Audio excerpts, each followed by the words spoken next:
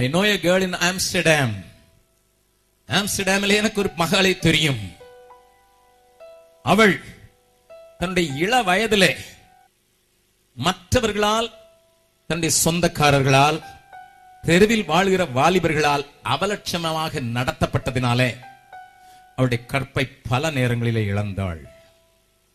She developed such a hatredness for males. ஆண்களுக்காக ஒரு பெரிய வெறுப்பு அவளுக்குள்ளே வந்தது. அவள் சொன்னாள், I will be number one enemy for all the males. நான் மனிதர்களுக்கு ஒரு பெரிய ஆபத்தான வெடிகுண்டாக மாறுவேன் என்று சொல்லி தன்னை ஈடுபடுத்த ஆரம்பித்தாள். அவளுடைய கதையை நான் அறிந்ததினால் சொல்கிறேன். அவளுடைய ரத்தம் கெட்டு போயிற்று. அவளுடைய ரத்தம் கெட்டு போயிற்று. She became a prostitute. prostituteகளுக்கெல்லாம் ஆம்ஸ்டர்டாமிலே டாக்டர்கள் சர்டிபிகேட் கொடுக்க வேண்டும். இவளுடைய ரத்தம் சுத்தமானது, இவளை தொடுகிறவன் வேறு எந்த வியாதியினாலும் மாட்டிக்கொள்ள மாட்டான் என்று சொல்லி ஒரு சர்டிபிகேட் வைத்திருக்க வேண்டும். If you go to Amsterdam, you can see that. ஆம்ஸ்டர்டாமிலே சாதாரணமாக நீங்கள் Amsterdam railway station, main railway station இறங்கி வெளியே வந்தீர்கள் என்றால், அங்கே வெளியே வரும்போது இடது பக்கத்தில் ஒரு சர்ச் இருக்கும். அந்த சர்ச் கேம்பஸை சுற்றி, listen to me, there are a lot of open shops, glassed shop. எப்படி நம்முடைய ஊர்களிலே பொம்மையை அலங்கரித்து ஆடைகளை விற்கிறார்களோ அப்படி விபச்சாரிகள் உட்கார்ந்து இருக்கிறதை நீங்கள் பார்க்கலாம். Listen, I am not talking about a red light area. I am talking about an ordinary street. Around the church, you can see prostitutes sitting in different showcases. And there is a price tag, informations. அப்படிப்பட்ட அந்த இடத்திலே அவள் தன்னை இப்படி வாழ்ந்து டாக்டர்களையும் ஏமாற்றி, அரசாங்கத்தை ஏமாற்றி, தன்னுடைய ரத்தத்தை கெடுத்து, அவளை தொட்டாலே யாரும் சாக வேண்டும் என்கிற நிலைக்கு தள்ளுவதற்கு மாறிட்டாள். இறுதியாக அதுதான் தன்னுடைய வாழ்க்கை என்று மாற்றிக்கொண்டிருந்த அவளுக்கு ஒன்று நடந்தது. கவனி தம்பி, கவனி. ஒரு டாக்டர் இடத்துல போக வேண்டும், அந்த டாக்டர் இடத்துல போய் சர்டிபிகேட் வாங்க வேண்டும் என்கிற ஒரு நிர்பந்தம் ஏற்பட்ட போது she went to a doctor.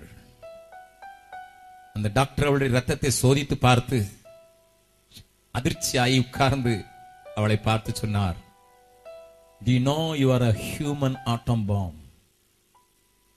நீ ஒரு மனித அணுகுண்டு என்பது உனக்கு தெரியுமா? அவள் சொன்னாள், I like that. I wanted to be like that and I like that.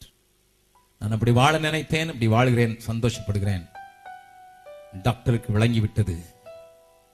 அவருடைய கையை பிடித்து மிகுந்த அன்போடு, I talk with you as my own sister because I lost my sister in an accident. என்னோடு கூட காரிலே டிராவல் பண்ணின என்னுடைய சகோதரி மரித்து போனதை நினைத்து அவளைப் போலவே உன்னை நான் ஒரு சகோதரியாக நினைக்கிறேன். நீ இன்றைக்கு மாற முடியும் என்று அந்த டாக்டர் சொன்னார். அவர் தன்னுடைய கதையை சொல்ல ஆரம்பித்தார். நானும் எல்லா கெட்ட பழக்கங்களுக்கும் உள்விட்டவனாக வாழ்ந்து கொண்டிருந்தேன். ஒரு நாளிலே ஒரு சிறிய பெண்ணுக்கு ட்ரீட்மெண்ட் நடத்த போக வேண்டியிருந்தது.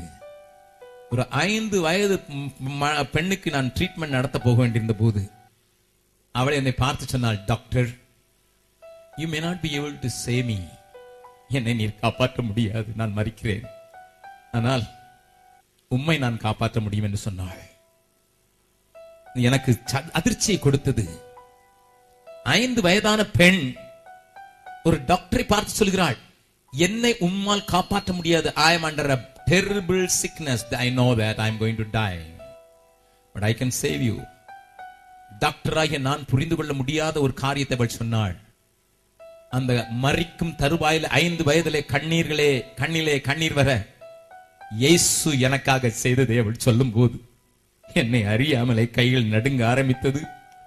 அந்த 5 வயது பிள்ளை இயேசுவின் மரணத்தை விவரிக்க அவள் பட்ட அடிகளை சொல்ல சொல்ல, அவர் பட்ட காயத்தை காண்பிக்க காண்பிக்க என் கைகள் ஆட ஆரம்பித்தது.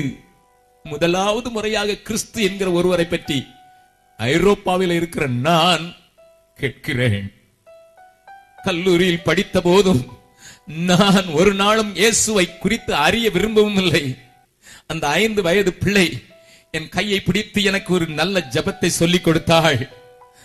அவள் சொன்னாள், you are also dying, you are also dying doctor, you are also dying. She was prophesying.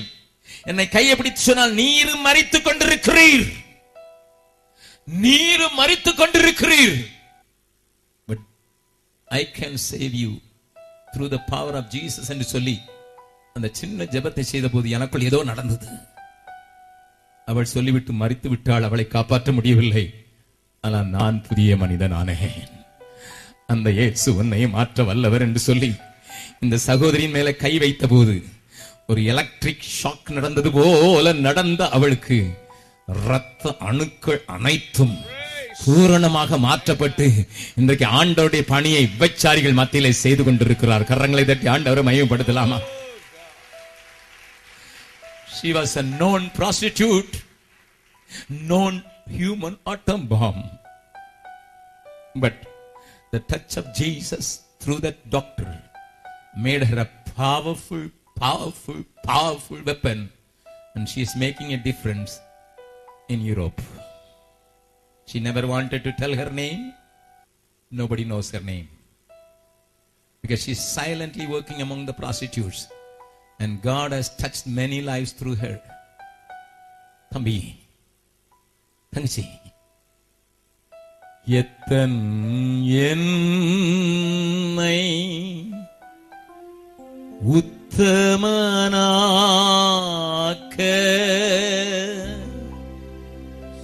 சித்தம் கொண்ட என் ஏசையா,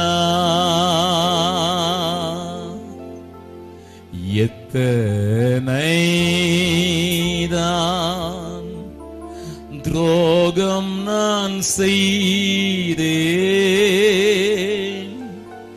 அத்தனையும் நீ மன்னித்தீ. இரத்தம் சிந்த வைத்தேனே நான், அத்தனையும் என் பாவமல்லோ.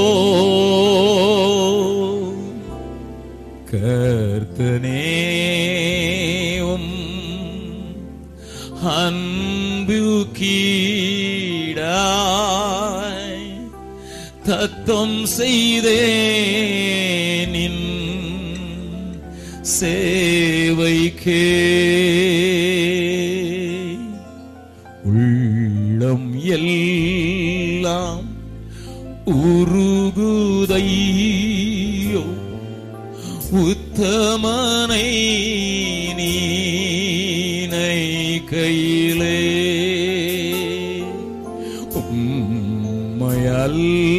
உம்மையல்லால் வேறே தெய்வம் உண்மையாக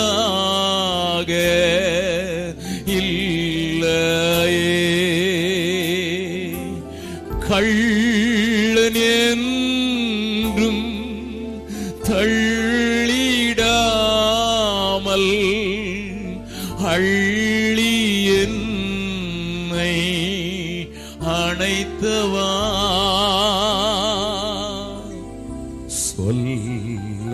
சொல்லடங்கா நேசத்தாலே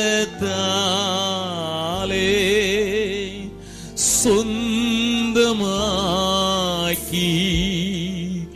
கொண்டீரே.